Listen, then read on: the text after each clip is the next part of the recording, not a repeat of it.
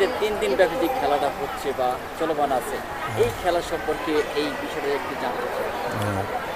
3 দিন ব্যাপী তো খেলা, এর আগে একদিন রেফারি সেমিনার হয়েছে এবং শতাধিক ছেলে মেয়ে অংশগ্রহণ করেছে এবং আজকে যে 2 দিন হলো 7-8, এখান থেকে আমরা প্র্যাকটিক্যালের মাধ্যমে বাছাই করব যে কে কোন গ্রেডিং পাবে এবং গ্রেডিংয়ের মাধ্যমে কালকে এদের সার্টিফিকেট এবং মনোগ্রাম বিতরণ করা হবে। যারা যেমন জাজ বি, রেফারি এ বা এরকম যারা পাবে তাদেরকে সার্টিফিকেট এবং রেফারি মনোগ্রাম বিতরণ করা হবে। এই কনফেডারেশন বছরে কি মানে কয়টা প্রোগ্রাম বা কয়টা জাতীয় প্রোগ্রামগুলো করে থাকে? আসলে মার্শাল আর্ট কনফেডারেশন অনেকগুলি খেলা নিয়ে গঠিত, যে এত খেলা অন্য কোনো ফেডারেশনে নাই। যার যার একক খেলায় সে অংশগ্রহণ করে। আর মার্শাল আর্ট কনফেডারেশন প্রায় 34টা আইটেম নিয়ে এই বাংলাদেশের জাতীয় এবং আন্তর্জাতিক পর্যায়ে পদার্পণ করে।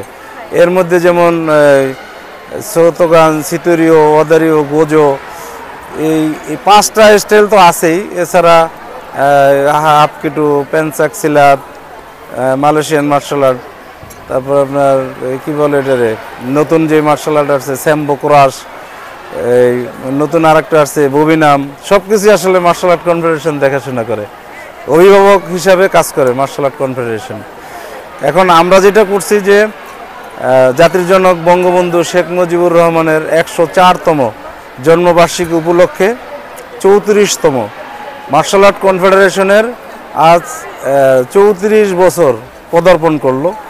ওই হিসেবে আমরা 34তম জাতীয় মার্শাল আর্ট কারাতে প্রতিযোগিতা এবং এর পাশাপাশি 3য় জাতীয় সিতুরীয় কারাতে প্রতিযোগিতা অনুষ্ঠিত হলো মার্শাল আর্ট কনফেডারেশনের সহযোগিতায়।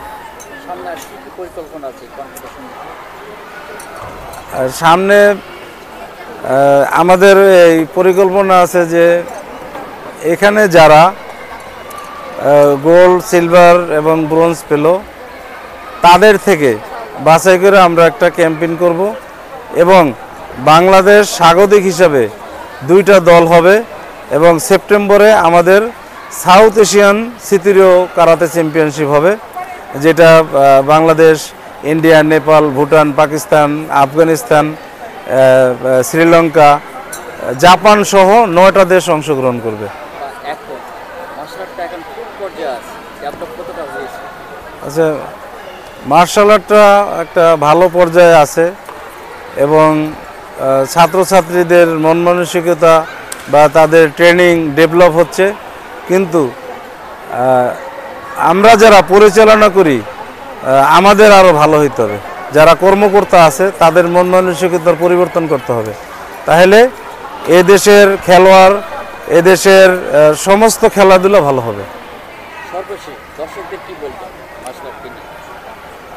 সর্বশেষ আমি যেটা বলবো যে আপনারা যারা এই অনুষ্ঠানটি দেখছেন এবং যারা অভিভাবক আছেন তাদেরকে আমি বলবো যে আত্মরক্ষা এবং স্বাস্থ্য রক্ষার জন্য মার্শাল আর্ট শেখা অতীব জরুরি। যারা শিখছেন তারা তো ভালো করছেন, যারা এখনও শিখেন নাই আমি অভিভাবকদেরকে বলবো তাদের ছেলে মেয়েদেরকে যেন যে যেখানেই করায় যার সুবিধা মতো মার্শাল আর্টের প্রশিক্ষণ দেয়।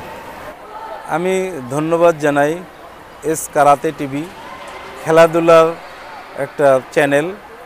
আপনারা আমি আশা করব সবাই আপনারা সাবস্ক্রাইব করবেন এবং বেশি বেশি চ্যানেলটি দেখবেন।